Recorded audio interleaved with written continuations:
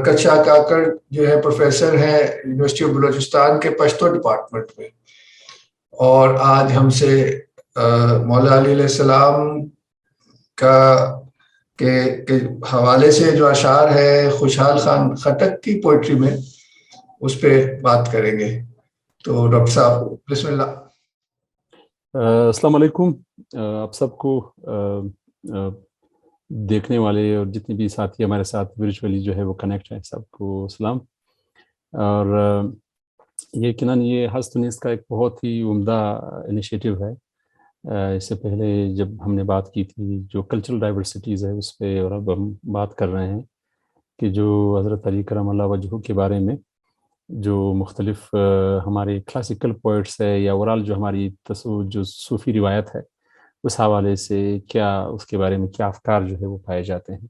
تو میں کوشش کروں گا. ہمارے پاس وقت کتنا ہوگا تیمور صاحب؟ وقت ہمارے پاس کتنا ہے؟ جی کوئی آدھا گھنٹہ سمجھ لیجیے، 30 منٹ ایسے 40، پھر کوئی سوال جواب بھی ہو سکتے ہیں. یہ سیشن مطلب 8 بجے اگلا شروع ہونا ہے سر. شور. تو بہرحال میں کوشش ہی کروں گا کہ تھوڑا سا میں یہ بتا دوں کہ جو خوشحال خان خٹک ہے،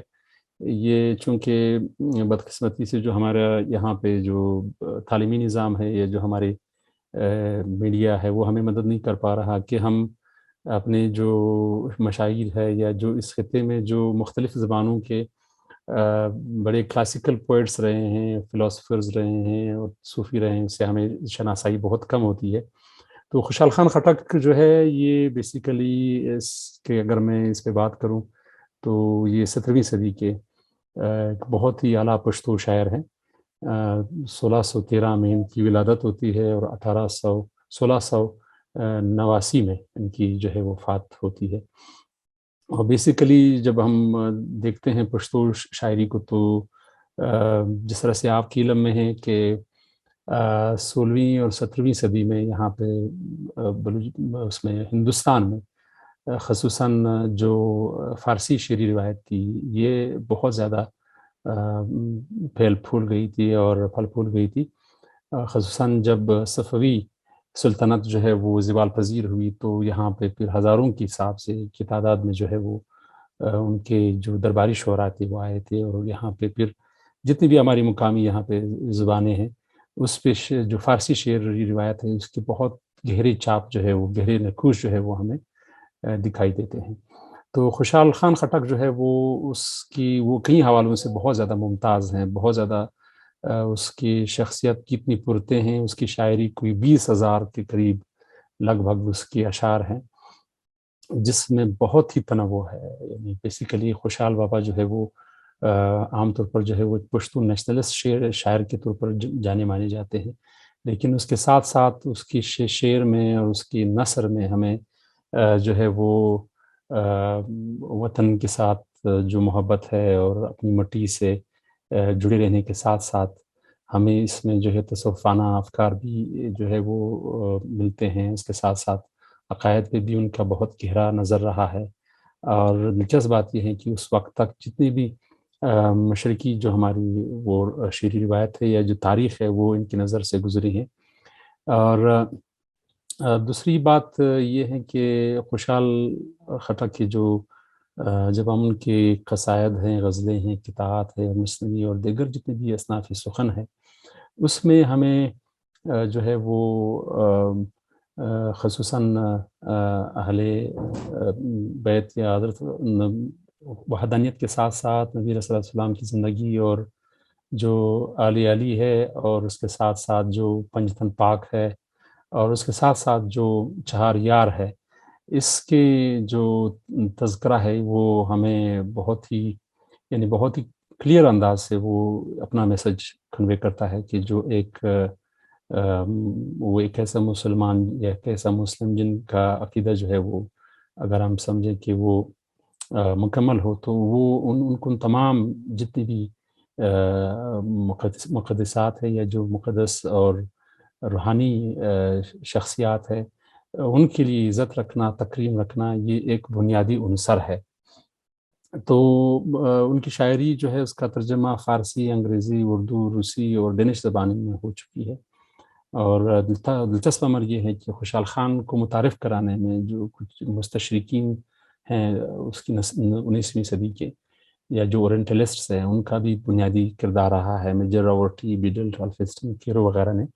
ان پہ کافی کام کیا ہے اور دنیا کو متعارف کرایا ہے،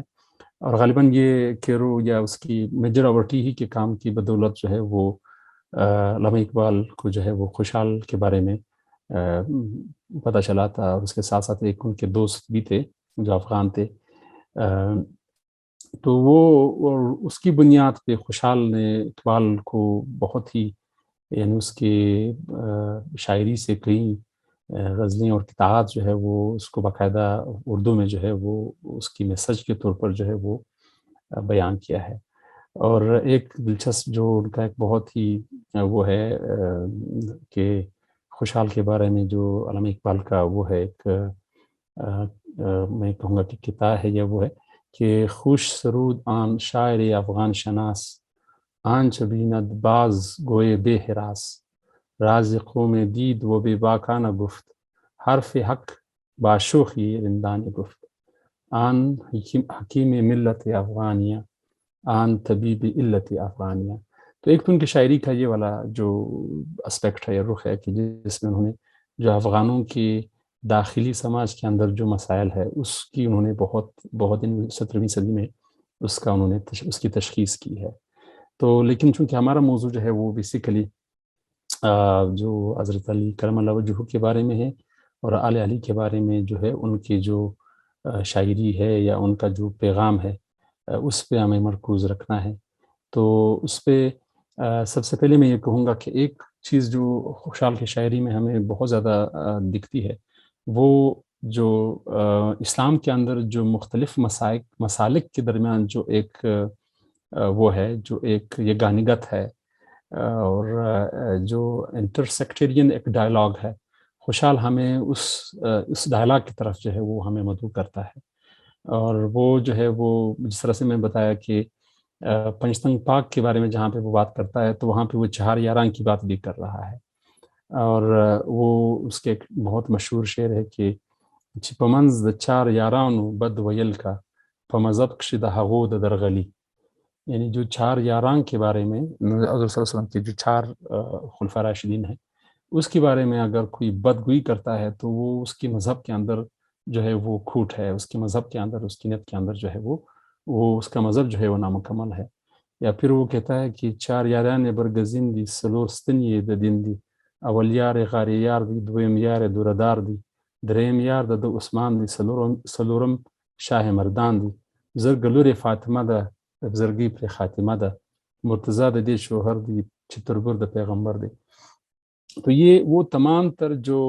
وہ ہے جو یہ یعنی ان کے بہت سارے باقاعدہ انہوں نے ڈیڈیکیٹ کیا ہے اپنے کچھ اس کو قصائد کو حضرت علی کرم اللہ وجہہ کو، اس کے ساتھ ساتھ جو چہار یاران ہیں ان کو، اور پنجتن پاک کو۔ تو وہ بنیادی طور پر، لیکن بعد میں وہ آ کر کے جب بات آتی ہے علم کی، عرفان کی، تصوف کی اور خدا تک پہنچنے کی، تو پھر وہ جہاں آ کر کے وہ فوکس کرتے ہیں حضرت علی کرم اللہ وجہہ پہ، تو وہ فرماتے ہیں کہ کپکار دیوی د خدای پیژن گلوی پیروی د محمد کردہ علی۔ اگر آپ کو خدا کا عرفان چاہیے، خدا تک اگر آپ کو پہنچنا ہے یا خدا کو پہچاننا ہے تو آپ نے علی اور محمد کی جو ہے وہ پیروی جو ہے وہ کرنی ہے۔ اور اسی طرح سے وہ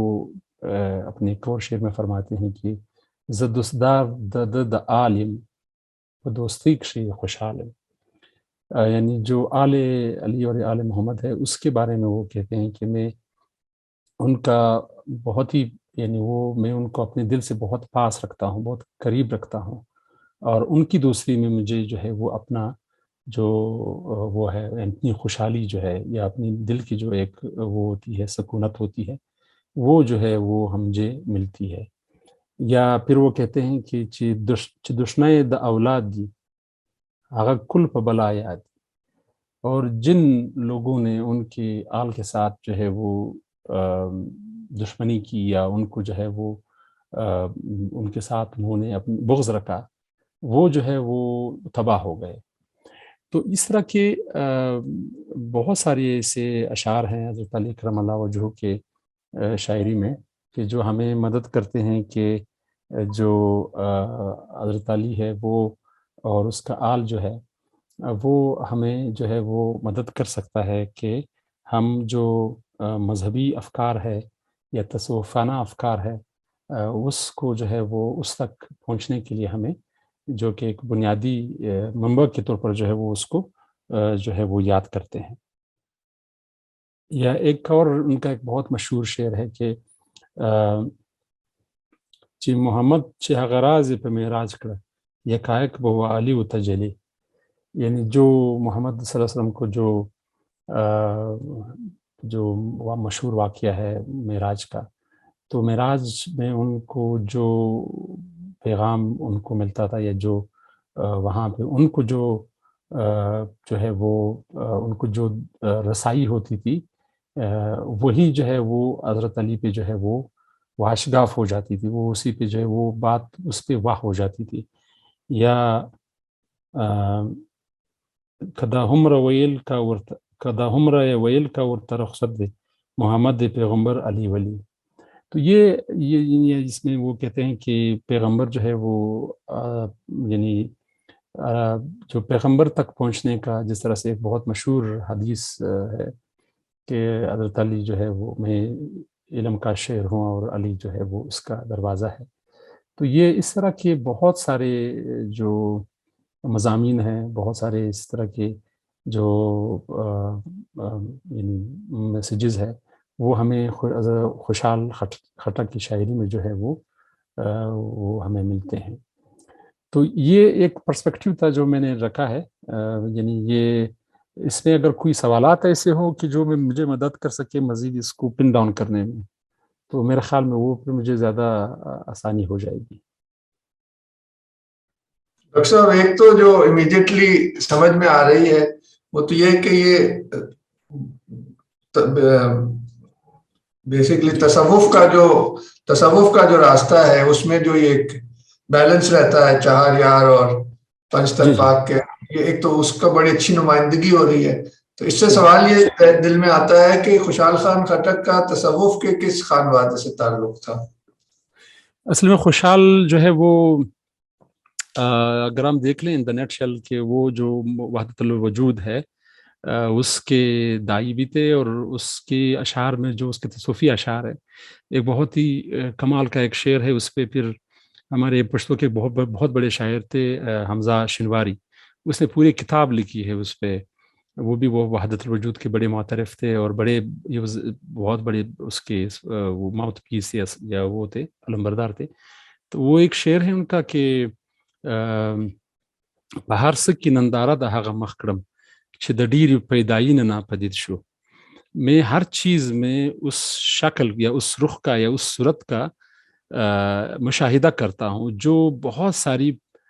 پیدائش یعنی بہت ساری چیزوں کو پیدا کرنے کے بعد ناپدید ہو گیا، ناپید ہو گیا یا وہ نظر نہیں آیا. یعنی بہت زیادہ مادی جو میٹر ہے یا جو ہمارے گرد و پیش میں جتنی چیزیں ہیں اس کو تخلیق کرنے کے بعد جو ہے وہ اس نے جو ہے وہ ایک طرح سے اوجل ہو گیا. تو یہ اس کے بہت ساری اشعار ایسے ہیں کہ جس میں وہ جو ہے وہ بیسیکلی جو وحدت الوجود کا وہ ہے جو ایک اسکول آف تھاٹ ہے وہ اس کو جو ہے وہ پروموٹ کرتے ہیں یا اس پہ بات کرتے ہیں. جی یہ بھی بڑی دلچسپ بات ہے کہ جس زمانے میں یعنی کہ 17ویں صدی میں تو یہ پورے اس پورے خطے میں یہ بات چھائی ہوئی تھی وحدت الوجود کا جو اثر ہے. جی بالکل. ہمارے ساتھیوں میں سے اگر کوئی کچھ سوال کرنا چاہے. مطلب ایک اس کا ایک اسپیکٹ یہ بھی ہے کہ خوشحال بابا جو ہے وہ باقاعدہ ان کے ایک طرح سے سالک رہے ہیں. مطلب وہ ان کے جو وہ تھے پیر تھے شیخ فہمکار بابا، وہ اس کے باقاعدہ یعنی انہوں نے اس سے بیعت کی تھی اور اس کے وہ بڑے وہ تھے، یعنی وہ بہت ہی زیادہ اس کے شاکر تھے اور ان کا ایک رابطہ تھا ان کے ساتھ. اور اپنی شاعری میں اس کی وفات پہ انہوں نے اس کا باقاعدہ نوحہ لکھا ہے،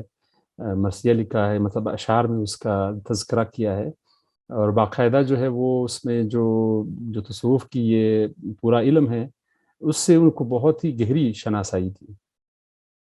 تو ایک شاید یہ ہمارے آپ کے لیے تو بڑا ہی ایک سادہ سا سوال ہوگا، مگر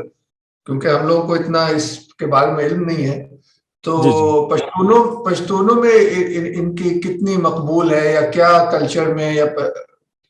جیسے کہ بڑے بڑے شاعروں کی جو اشعار اور مصرے ہوتے ہیں وہ محاورے بن جاتے ہیں، ضرب صحیح المثل بن جاتے ہیں، صحیح وہ اس طرح کا کوئی معاملہ ہے؟ صحیح. اصل میں یہ ہے کہ جو پشتون روایت ہے وہ شاعری میں اس کا انعکاس ہمیں بہت ہی جو ہے اس کا یعنی بہت کلیئرلی ہمیں جو ہے وہ دکھائی دیتا ہے. جس طرح سے میں نے بتایا کہ خوشحال بابا جو ہے وہ اس کو اگر آج کی جو خصوصاً جو مسلکی یا مذہبی تفرقہ کی بات جب ہوتی ہے تو وہ بہت کلیئرلی آتا ہے اس پہ کہ آپ اگر ان کو جتنے بھی ہمارے یہ مقدس ہستیاں ہیں جو تاریخی طور پر جنہوں نے جو ہے وہ اسلام کی تبلیغ اور ترویج اور اس کے پھیلانے میں بنیادی کردار ادا کیا ہے، تو اس کو جو ہے وہ متنازع کرنا یا اس پہ جو ہے وہ ایک مسئلہ کھڑا کر دینا، اس کی انہوں نے بہت شدید مخالفت کی ہے. پشتون روایت پہ بھی اگر ہم دیکھیں تو یہاں پہ بھی یعنی میں بتاؤں کہ اکثر میں ان سے ڈسکس کرتا ہوں کہ جب تک یہ مدرسوں کی بہت زیادہ جو ہمارے ایک طرح سے مشروم جو ایک مدارس کا ایک یہاں پہ سلسلہ چلا تھا کولڈ وار کے دوران، اس سے پہلے کا جو کلچر تھا اس کلچر کے اندر آپ کو اتنی ڈائیورسٹی ملتی تھی کہ بیک وقت جو ہے وہ ہمارے ہاں جو ہے وہ لوگ مطلب مزاروں پہ بھی جاتے تھے، مزاروں کو کوئی برا بلا کہنا یا اس کا وہ کرنا یہ نہیں ہوتا تھا. جو 10 دن یعنی جو اس کے عاشورے کے ہیں وہ اس کو بہت انتہائی احترام کے ساتھ جو ہے بہت ہی تکریم کے ساتھ جو ہے وہ منایا جاتا تھا. کوئی شادی، کوئی منگنی، کوئی نئے کپڑے پہننا یہ بالکل نہیں ہوتا تھا. کلچر نے اس کا اپنا اپنی ایک حکمت یا اس کی اپنی ایک مصلحت کریٹ کی تھی کہ ان 10 دنوں میں اس کو ہم زڑاندی کہتے ہیں، یعنی وہ 10 دن جس میں آپ نے رونا ہے. لیکن پھر ظاہر ہے وہ جس طرح سے شیعہ فیتھ میں یا اس کے جو پریکٹسز ہے وہ اس طرح سے بھی نہیں، کلچر نے اس کا اپنا ایک اہتمام کیا تھا. اور اسی طرح سے پھر یہ بھی ہے کہ وہ مزارات پہ لوگ جاتے ہیں لیکن وہاں پہ سجدے نہیں کرتے. تو یہ کلچر نے اس کو اپنے انداز سے جو ہے وہ اس کا ایک اپنی ایک جو ہے وہ کوہرنسی کریٹ کی تھی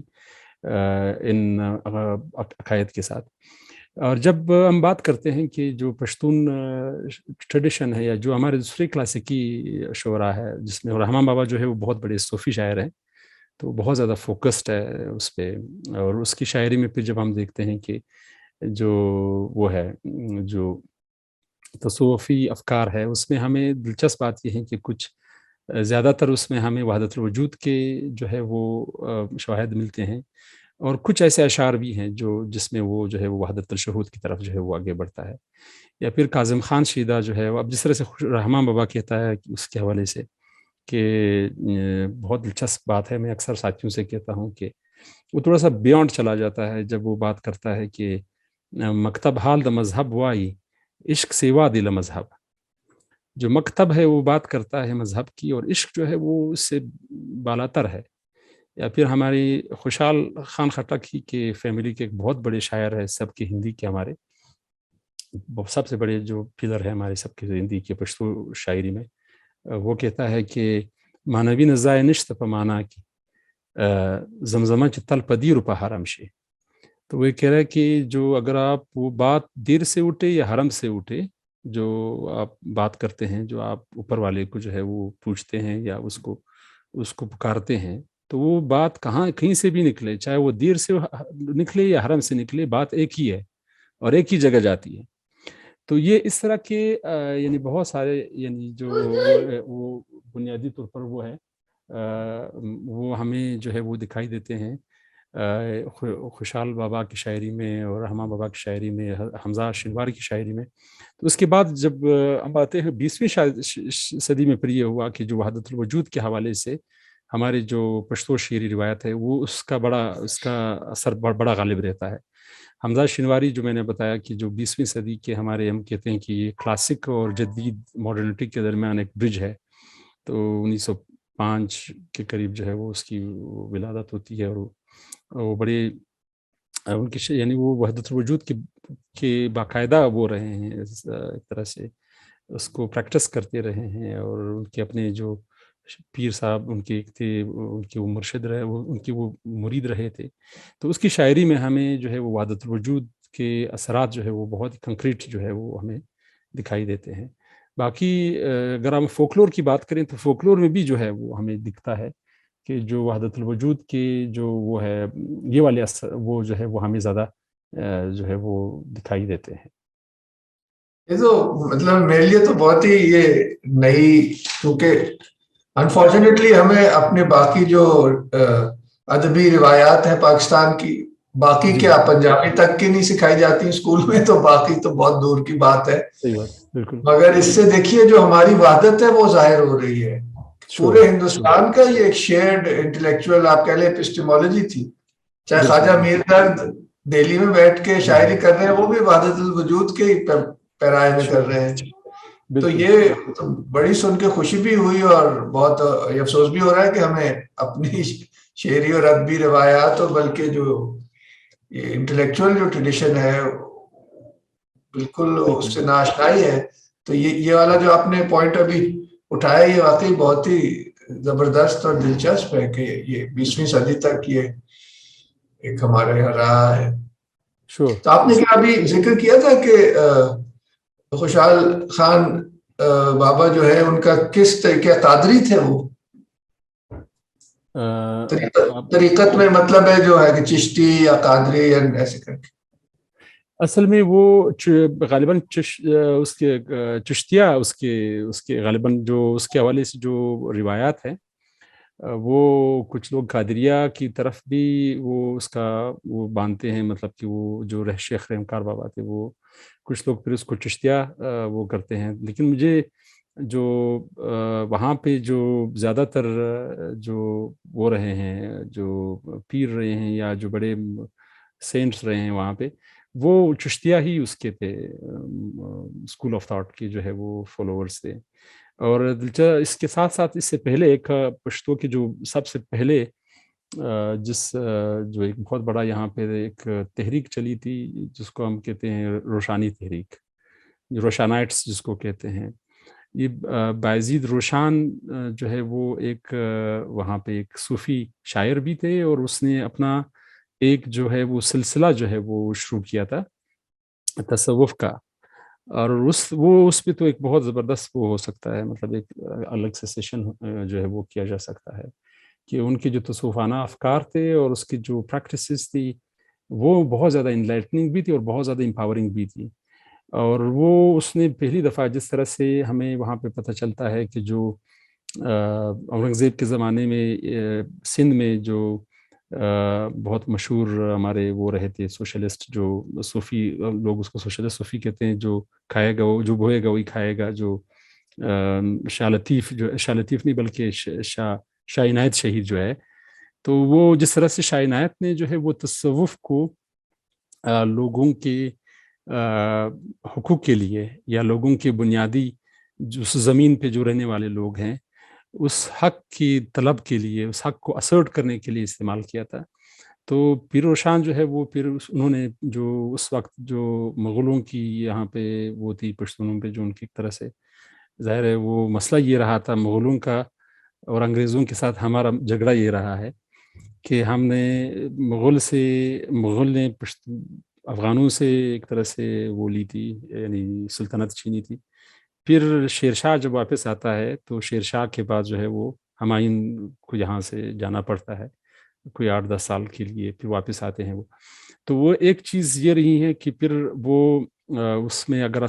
پاور سٹرکچر میں بھی دیکھیں تو یہ بہت زیادہ پیریفری پہ رہے ہیں، انہوں نے رکھا ہے. یعنی شاہجہاں کے زمانے تک آپ کو بہت کم یعنی 1-2 آپ کو 5,000 کوئی افغان اس میں ملے گا، حالانکہ یہ بڑے واریر رہے ہیں. تو پھر ان کی بہت زیادہ جو وہ ہیں جو ان کے تصادم رہا ہے مغلوں کے ساتھ پھر روشان کا. تو پھر روشان نے جس طرح شاہ عنایت کا میں نے بتایا کہ انہوں نے اس کو استعمال کیا تھا کہ وہ جو لوگوں کی زمین کے اوپر حق ہے یا جو زمین جو آباد کرے گا یہ اسی کی ہے، فیوڈلزم یا اس کے خلاف انہوں نے لوگوں کو موبلائز کیا تھا.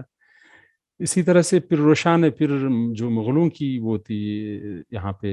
جو ان کے وہاں پہ ریڈز ہوتے تھے یا انہوں نے وہاں پہ لگان اور خراج کا ایک وہ تھا اور ایک تسلط تھا،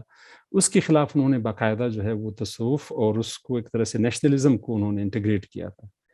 تو یہ والے فلیور بھی ہمیں اس کے اندر جو ہے وہ دکھائی دیتا ہے. اور خوشحال بھی جو ہے وہ اس کے یعنی جب ہم دیکھتے ہیں کہ وہ پیر روشان اور اس کے بعد اصل میں یہی رہا ہے کہ جو طریقت اور شریعت کی لڑائی ہے یہ بہت پرانی ہے، چلتی چلی آ رہی ہے. تو وہ جس بندے نے پھر ان کو جو ہے وہ اپوز کیا تھا پھر روشان کو، اخوان درویزہ، وہ پھر شریعت کا پیروکار تھا، اور وہ طریقت اور شریعت کو جو ہے یہ سب جو ظاہریت ہے یا شریعت ہے اسی کو ہی جو ہے وہ. تو ان کی پھر زیادہ تر جو وہ ہیں جو بیٹلز رہی ہیں، لڑائیاں رہی ہیں، وہ ان کے درمیان رہی ہے، کچھ جو ہے وہ مغلوں کے ساتھ بھی رہی ہیں. تو ایک جو پشتو شعری روایت ہے اس میں وہ پیر روشان جو روشانی تحریک ہے، جنہوں نے سب سے پہلے پشتو اسکرپٹ جو ہے وہ ایک طرح سے ایجاد کیا تھا، اور اس تحریک کی وہ ہے بدولت ہوا ہے کہ پشتو میں باقاعدہ فارسی سے سوئچ کیا انہوں نے جتنے بھی اسکالرس تھے، کیونکہ اس وقت جو فارسی کا بہت زیادہ یہاں پہ ایک اثر و نفوذ اتنا تھا کہ جو لوکل لینگویجز تھی اس میں جو ہے وہ لکھنا یا اس میں شاعری کرنا جو ہے وہ اس کو بہت ہی آر سمجھا جاتا تھا. اور فارسی خصوصاً میں نے بتایا کہ جب سے سب کی ہندی کے بہت سارے شعراء یہاں اکٹھے ہو گئے تو فارسی نے اور بھی بہت زیادہ یہاں پہ زور پکڑا. اس سے پہلے جو سب کی خراسانی میں جو ایران اور سنٹرل ایشیا میں جس نے جڑیں پکڑی تھی اس کے اثرات بھی یہاں پہ ہیں. جس طرح سے یہ سعدی اور جو آپ کے حافظ ہیں یہ غالباً سب کے عراقی یا سب کے خراسانی کے دور کے ہیں، جو کہ یہاں بہت پہلے یعنی ان کی یہ جو شاعری ہے وہ ہندوستان بہت پہلے پہنچ چکی تھی. اس کے بعد پھر باقاعدہ جب یہ آیا تو یہ اس طرح سے بھی ہونا شروع ہوا ہے کہ خوشحال خٹک نے پھر باقاعدہ یعنی ایک تو پھر روشان کا یہ والا کنٹریبیوشن کہ انہوں نے ایک تصوف کا ایک نیا سلسلہ جو ہے وہ ایک طرح سے تخلیق کیا. اور اس میں دلچسپ بات یہ ہے کہ اس میں ان کی جو وہ تھی جو مرید تھے اس میں خواتین بھی بہت ساری ہوتی تھی، اور اس کے ساتھ ساتھ جو ہے وہ جو شاعری اور اس کو میوزک کو انہوں نے باقاعدہ لیجیٹیمائز کیا تھا کہ اس کی میوزک کے تھرو جو ہے وہ آپ اپنی جو آپ کا عرفانی تجربہ ہے یا جو آپ تصوف کے مختلف مدارج جو ہوتے ہیں کہ آپ کہاں سے شروع کرتے ہیں اور وصلت تک کیسے پہنچتے ہیں، دو ہی کہاں ختم ہوتی ہے.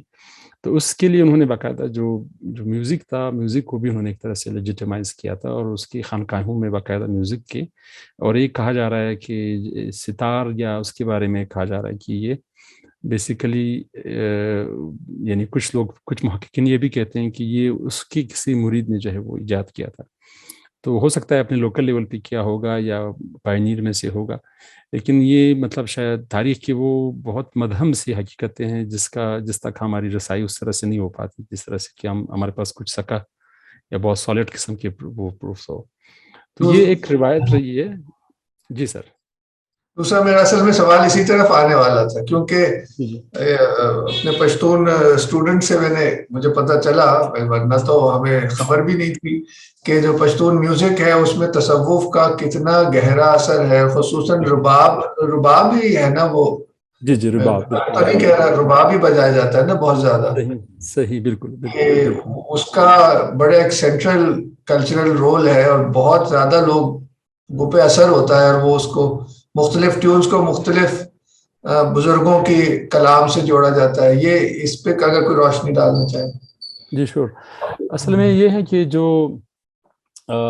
اس میں شاعری میں جو میں نے بتایا کہ وہ انتہائی زیادہ یہ تصوف جو ہے وہ رچی بسی ہے اس میں، چاہے وہ کلاسک کی ہو یا اس کے بعد کی کچھ جو 20ویں صدی کے ہمارے کچھ شعرا ہے اس میں. اور جہاں تک اس کی خصوصاً راما بابا کی بہت سارے ایسی غزلیں ہیں تصوف کے حوالے سے، بلکہ ابھی تو یہ ہونا شروع ہوا ہے کہ وہ قوالی کے پیرائے میں جو ہے وہ آنا شروع ہوئی ہیں جو ہمارے جدید سنگر ہے. اور وہ جو ہے وہ میں یہ کہوں گا کہ یعنی وہ جس طرح سے باقی جو ہماری رومانی شاعری ہے یا جو شعر کے اندر جو دوسرے مضامین ہیں، تو ایک تو یہ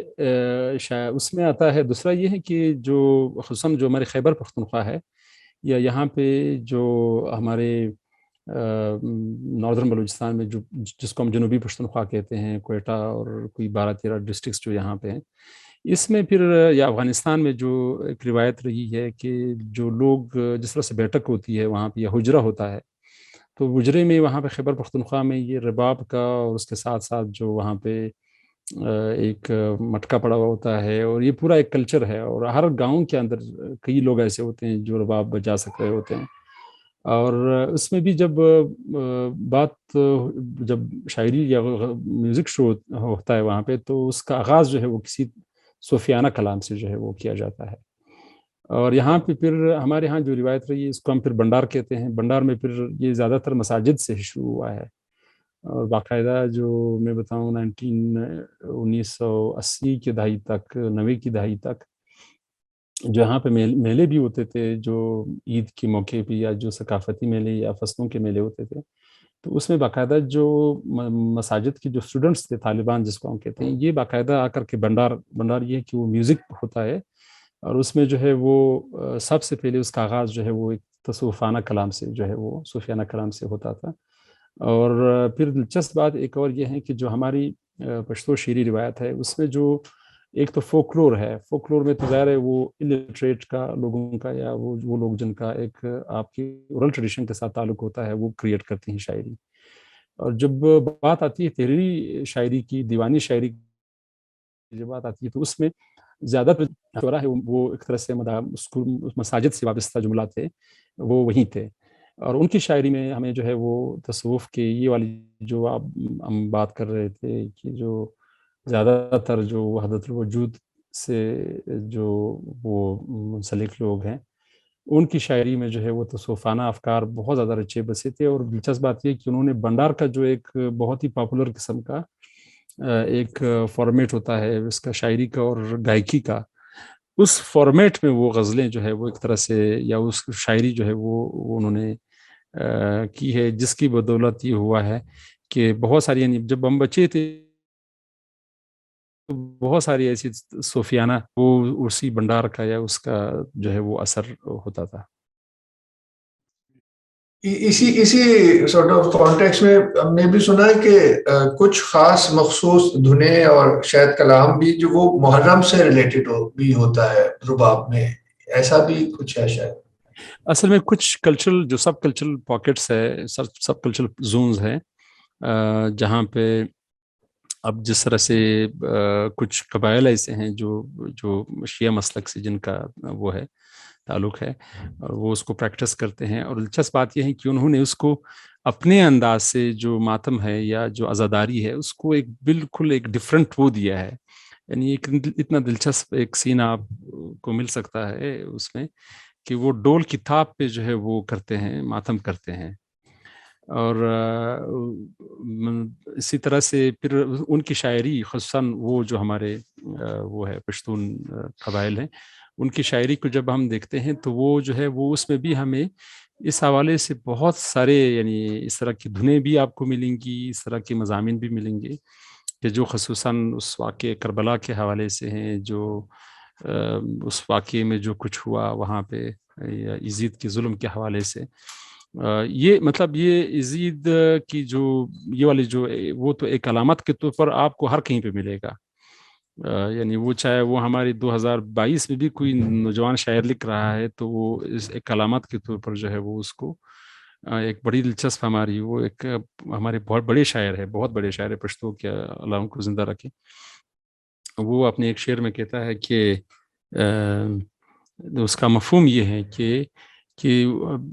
حسین کے ساتھ سب کی محبت ہے، لیکن دیکھنا یہ ہے کہ ان کے ساتھ یزید کے خلاف میدان میں کتنے لوگ اترتے ہیں. تو یہ اس طرح کے بہت سارے یعنی یہ جو وہ ہے علامت کے طور پر تو آپ کو ہر کہیں پہ جو حضرت امام حسین ہے اس کو وہ ایک حق، صداقت، سچائی اور اس کے علامات کے طور پر، اور یزید کی جو ظلم ہے اس کو جو ہے انہوں نے ظلمت اور تاریکی اور جبر کے استعارے کے طور پر جو ہے وہ استعمال کیا ہے. بہت شکریہ. یہ کوثر صاحب کچھ شاید پوچھنا چاہ رہے ہیں. جی ڈاکٹر صاحب السلام علیکم. وعلیکم السلام. جی 2 سوالات ہیں میرے. ایک کہ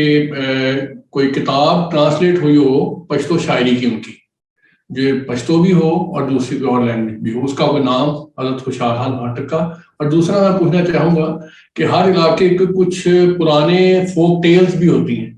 اور فوک ٹیلز کو بیان کرتے ہیں پرانے شعراء، جیسے حضرت مولانا روم کے ہاں بھی پرانی ٹیلز ملتی ہیں،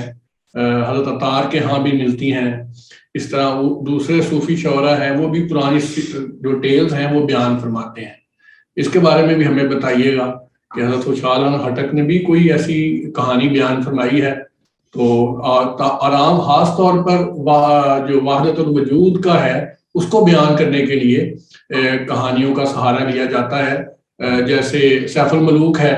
تو اس میں بھی اس کا سہارا لیا جاتا ہے اور اس کے آہنگ بیان کیے جاتے ہیں. اس کے بارے میں اگر آپ کچھ بیان فرما سکیں تو مشکور ہوں گا. Thank you. اس میں ایک تو یہ ہے کہ جو حکایات کا ایک وہ ہوتا ہے، مطلب جو ہماری کلاسیکی فارسی یہ شعری روایت میں جو حکایات ہوتے ہیں، اس حکایت کے اندر پھر ایک جو ہے سٹوری کے اندر جو ہے وہ ایک جو ہے وہ سبق آموز سٹوری ہوتی ہے، یا وہ ایک فینومینا کو سمجھانے کے لیے ایک جو ہے وہ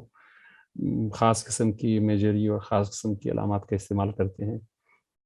تو یہاں پہ بھی ہمارے ہاں بھی ایسا ہی ہے کہ جو خوشحال خان، ایک تو آپ نے بتایا تھا کہ اس کی جو ٹرانسلیٹڈ وہ ہے ورسز ہے وہ ہمیں کہاں سے مل سکتی ہیں. خوشحال خان کے حوالے سے میں نے بتایا کہ خوش قسمتی ہماری یہ رہی ہے کہ جب یہاں سے انگریز جب یہاں آئے تھے تو ایک یہاں پہ جو پہلے شخص تھے میجر راورٹی، جو بلوچستان میں بھی رہے تھے اور کے پی میں بھی رہے تھے، پشتون علاقوں میں کافی ان کا وہ رہا تھا. تو انہوں نے اس کے کچھ منتخب اس کا کوئی 7-8 پشتون کلاسیکی شعرا ہے، اس کا انگریزی ترجمہ جو ہے وہ کیا ہے گلشن رو کے نام سے. اور اس کے بعد جو ہے وہ بیڈلف ایک دوسرے اورینٹلسٹ ہے، وہ انہوں نے خوشحال خان خٹک کی منتخبات کو کافی جو ہے وہ ایک طرح سے بہت ساری اس میں اس کی شاعری موجود ہے، وہ آپ جو ہے وہ پڑھ سکتے ہیں. اور حال ہی میں اردو میں اس کا ترجمہ ہوا ہے. میں جو وہ کتاب کا میں نام بھول رہا ہوں، میں آپ کے ساتھ شیئر کر سکتا ہوں. اور جس طرح سے میں بتایا کہ روسی اور ڈینش وغیرہ مختلف زبانوں میں اس کے تراجم جو ہے وہ ہو چکے ہیں. اور جہاں تک دوسری والی بات جو آپ نے کی کہ جو حکایات میں بات ہوتی ہے وحدت الوجود کے حوالے سے، یا جو چھوٹے چھوٹے قصوں میں، اس طرح کی روایت فولکلور میں کسی حد تک ہمیں دکھائی دیتی ہے. اور جو کچھ شعراء جو خصوصاً افغانستان کی کچھ وہ شعراء جن کا میں نے بتایا تھا کہ جن کا مدارس اور خصوصاً مساجد کے ساتھ جن کا وہ رہا تھا، اور جو ہمارا پورا ٹریڈیشن رہا تھا پہلے، اس سے پہلے کہ جب مدارس نہیں تھے، تو ان کی اس میں بہت سارے ایسے شعراء ہیں، خصوصاً کندہار کے کچھ شعراء کے کلام میرے نظر سے گزرے ہیں. اور ہمارے یہاں پہ کوئٹہ اور پشین کی کچھ شعراء ہے اس وقت کے، جن کی شاعری میں ہمیں اس طرح کے واقعات جو ہے وہ حکایات جو ہے وہ ہمیں دکھائی دیتے ہیں، جو کہ تصوف کے خاص اسکول آف تھاٹ خصوصاً وحدت الوجود کے حوالے سے. اصل میں یہ ہے کہ یہاں پہ یہ جو ڈسکورس ہے اس کا جو وحدت الوجود یا اور شہود کا جو فلسفیانہ ڈسکورس ہے، یہ اتنا زیادہ علمی بنیادوں پہ اس نے زیادہ پرورش نہیں کی ہے. اور اس کی بنیادی وجہ یہ ہے کہ آپ کو عموماً جب ہم بات کرتے ہیں خدا کی ذات کے حوالے سے، تو یہ سب سے پہلے یہ کہا جاتا ہے کہ 2-3 چیزیں ایسی ہیں جس پہ آپ بات نہ کریں. جس طرح تقدیر کا مسئلہ ہے، اسی طرح سے خدا کی ذات کا مسئلہ ہے کہ یہ ایسی پروہیبیٹڈ قسم کی موضوعات ہے جس کو بہت کم لوگ جو ہے وہ چھیڑتے ہیں. اور اگر کسی نے چھیڑا بھی ہے، اب جس طرح سے میں نے رحمان بابا کا بتایا، تو انہوں نے اس کی شاعری میں ہمیں یہ دونوں جو اسکول آف تھاٹس جو ہے وہ، یا دونوں جو نظر ہے وہ ہمیں دکھتے ہیں. اور اس کی بنیادی وجہ میرے خیال میں یہی ہے کہ وہ اس کو اس ڈسکورس کے بارے میں کوئی علم نہیں تھا اس طرح سے کہ اس طرح کا کوئی ڈسکورس وجود رکھتا ہے، اور باقاعدہ اس کے بارے میں جو ہے وہ ایک طرح سے فلسفیانہ فلسفیکل ڈسکورس ہے یہ تو وہ، لیکن وہ اس کے اپنی جو جس سوشل ریالٹی کے اندر وہ زندہ تھے، یا ان کا اپنا جو تھاٹ پروسیس تھا، اس کے نتیجے میں انہوں نے جو ہے وہ اپنے کلام میں ایسے موضوعات کو جو ہے وہ جگہ دی ہے جو کہ تصوف کے ان مکتبہ فکر پہ جو ہے وہ روشنی ڈالتے ہیں. تو یہاں پہ ہیں کافی، میں نے بتایا کہ حکایات بہت سارے یعنی اس میں ہیں، لیکن اس پہ بھی میں یہ کہوں گا کہ وہ فارسی کا جو ایک چھاپ ہے وہ بہت گہرا اس کے اندر ہمیں دکھائی دیتا ہے، کہ جب تک پشتو جو ہے وہ فارسی کے اثر سے نکلتی ہے تو کم از کم یہ 20ویں صدی کے دوسرے حصے میں یہ ممکن ہو سکا ہے کہ وہ جو اس کا ٹیکسٹ اور اس کا کانٹیکسٹ دونوں جو ہے وہ آزاد ہو سکے اس سے، فارسی کے اثر سے۔ ہمارے جو پارٹیسپینٹس ہیں اگر آپ کوئی کامنٹ بھی کرنا چاہیں تو بڑا اچھا ہوگا، کہ کیسا آپ کو لگا۔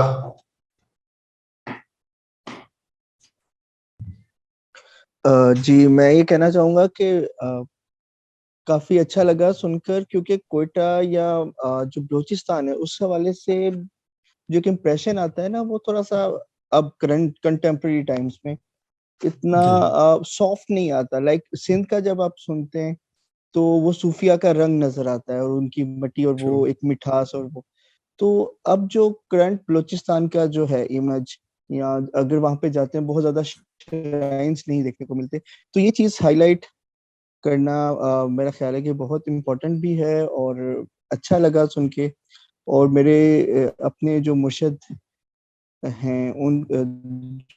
ان کا بھی وقت گزرا ہے کوئٹہ میں کافی عرصہ بلوچستان میں، تو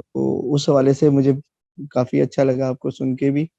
اور تیمور بھائی کا جیسے کامنٹ تھا، رباب کا جو ساؤنڈ ہے وہ بہت اٹریکٹ کرتا ہے مجھے، ہمیشہ سے وہ ایسے اپیل کرتا ہے جیسے پینیٹریٹنگ ہوتا ہے، تو وہ آج مجھے بھی ابھی پتہ چلا ہے کہ اس کا بھی کوئی نہ کوئی تصوف کے ساتھ بھی ایک رہا ہے۔ تو thank you so much. Thank you, بہت بہت شکریہ، بہت شکریہ راہیل۔ اور کوئی، ورنہ کیونکہ اب ٹائم ہمارے پاس کم ہے، آخری میرے ذہن میں کافی دیر سے ویسے سوال آ رہا ہے کہ جو حضرت علی کا ہمارے کلچر میں ایک طرح سے ایک ہیرو کا ہے، یا کہہ لے وارئر کا جو امیج ہے، وہ پشتون کلچر میں اس طرح ہے کہ مطلب جب فوجی بھی میدان جنگ میں جاتے ہیں تو علی علی علی کا ورد کرتے ہیں، مطلب آج تک یہ بات ہے، ایسے ہی ہے۔ تو اس حوالے سے روایت میں جی یہ بہت امپورٹنٹ یہ اسپیکٹ میرے ذہن میں تھا، اچھا وہ آپ نے یاد دلایا۔ یہ حضرت علی کرم اللہ وجہہ کے بارے میں تو یہاں پہ یعنی اس کو شیر خدا کہتے ہیں عام طور پر لوگ یہاں پہ، اور اس کے ساتھ بہت سارے ایسے واقعات جو ہے وہ لوگوں نے ایک طرح سے اپنی محبت اور تقدس کی بنیاد پہ بھی تخلیق کی ہیں، کہ جس طرح سے وہ ہمارے ہاں ایک وہ بڑا مشہور ہے جو ہلمند ہے، ہلمند افغانستان کا ایک پاکستان کی ہمارے جو مشرقی مغربی بارڈر ہے اس کو کے ساتھ ایک بنیادی وہ ہے، چمن کے ساتھ یا اس کے ساتھ قریب پڑتا ہے۔ تو یہاں پہ کہتے ہیں کہ ایک پل تھا، اور وہ پل جو ہے وہ بنا ایسے ہیں کہ وہ ایک بہت بڑا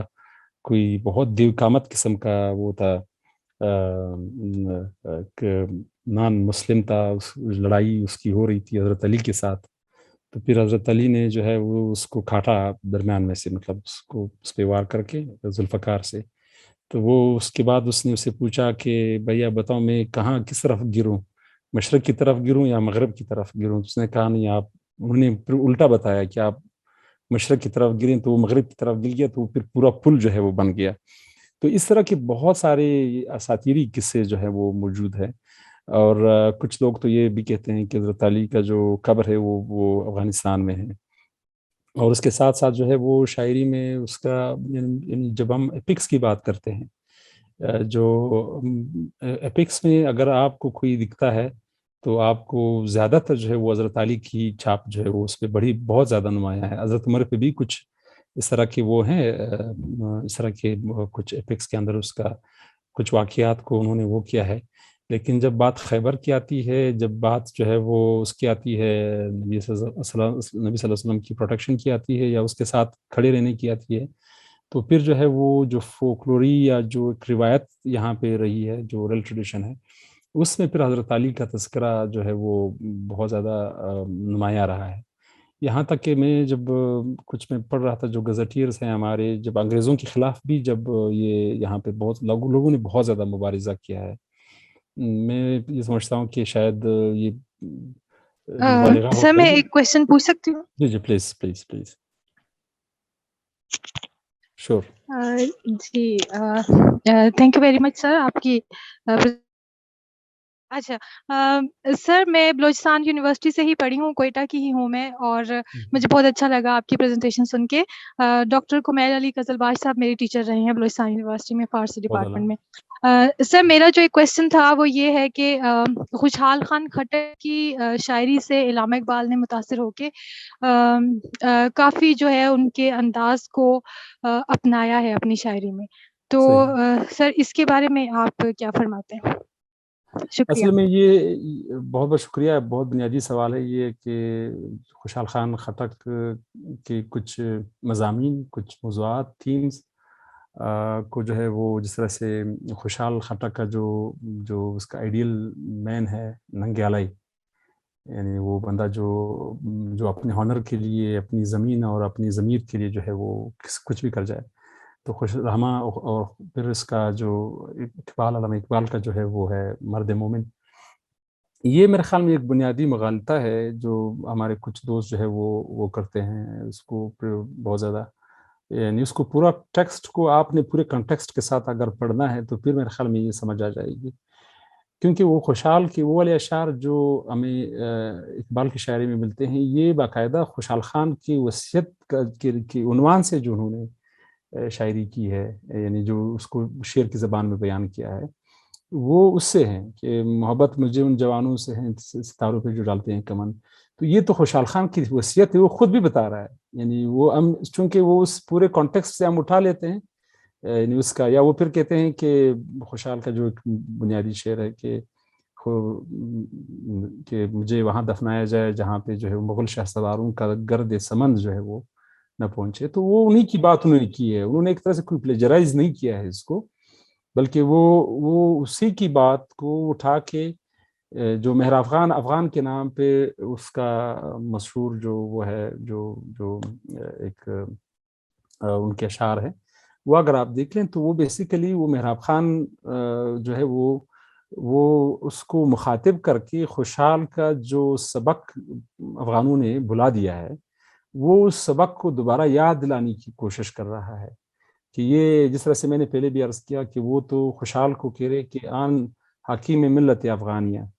कि ये जो है ये मिल्लत अफ़गानिया का हकीम है, यानी उसको दरपेश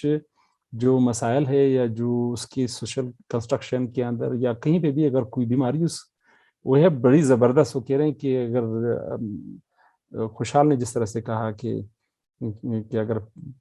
अफ़गान जो है वो एक हो जाएं तो जो बूढ़ा खुशहाल है ये दोबारा जो है वो जवान हो सकता है। तो वो भी इसे ये कह रहा है कि जो जब तक खुशहाल भी ये कह रहा है कि अगर जब तक जो अफ़गान है अगर ये कबाइल के अंदर जो है अगर ये गुम हो जाते हैं और मिल्लत नहीं बन पाते, नेशन नहीं बन पाते, तो ये मिट जाएंगे। तो वही खुशहाल की बात ही उन्होंने एक तरह से दोहराई है, बल्कि वो जब बात करता है, जब भी अफ़गानों पे बात करता है तो वो खुशहाल को कोट करके बात करता है, तो उसको आइसोलेशन में बात नहीं होती है उसकी, बल्कि वो उस पूरे कॉन्टेक्स्ट के साथ होती है। बहुत शुक्रिया सवाल का भी, और डॉक्टर साहब अब क्योंकि हमारा टाइम खत्म हो गया है, बहुत बहुत शुक्रिया। दोबारा से आपकी बात सुन के बड़ा अच्छा लगा और बहुत कुछ सीखने को मिला, और इंशाल्लाह ये डायलॉग जारी रहना चाहिए इस भी। मुझे उम्मीद है कि सब हाजरीन को भी है जो हमें मौका मिला पश्तून रिवायत को देखने का, उससे उन्हें खुशी हुई होगी। थैंक यू, बहुत बहुत शुक्रिया, बहुत बहुत शुक्रिया। खुदा हाफिज। खुदा हाफिज, बहुत बहुत शुक्रिया।